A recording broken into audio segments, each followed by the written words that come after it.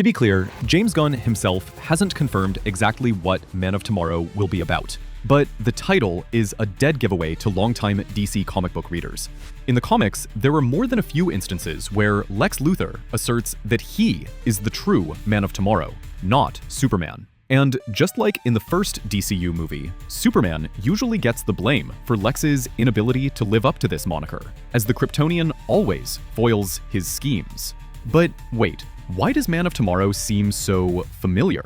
Superman was first called the Man of Tomorrow back in 1939 on the pages of the comic book New York World's Fair #1. Apart from including Superman in the exhibit titled The World of Tomorrow, this is a reference to an early draft of Soup's origin story that he came from the future instead of Krypton. When this was scrapped, the nickname eventually took on a whole new meaning. While monikers like Man of Steel and Son of Krypton are about Kal-El's superior powers, Man of Tomorrow focuses on the man who leads by example. Not what Clark can do, but how he uses his abilities for a better future. And fittingly, this was also the underlying theme of the very first DCU movie.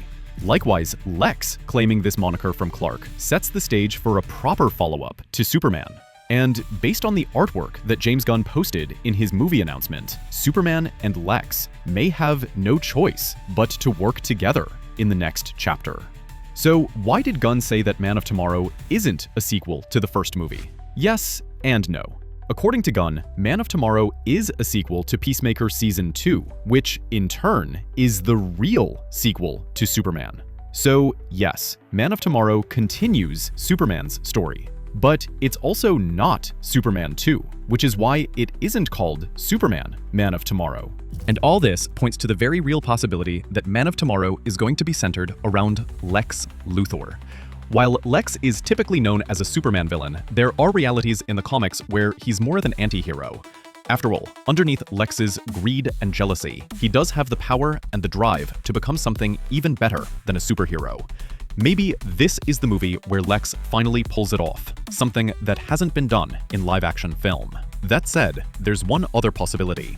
We last saw Ultraman getting swallowed by a black hole, but we all know that even a black hole can't kill the Superman clone. Taking a cue from its prequel, Peacemaker Season 2, Man of Tomorrow could be about the return of Ultraman, who already sports the same hairdo Kal-El did in Superman the Man of Tomorrow from the late 90s. Ultraman coming back to seek vengeance would be a great way to force Lex and Superman to work together. So what do you think Man of Tomorrow will really be about? Tell us in the comments, and thanks for watching ScreenRant.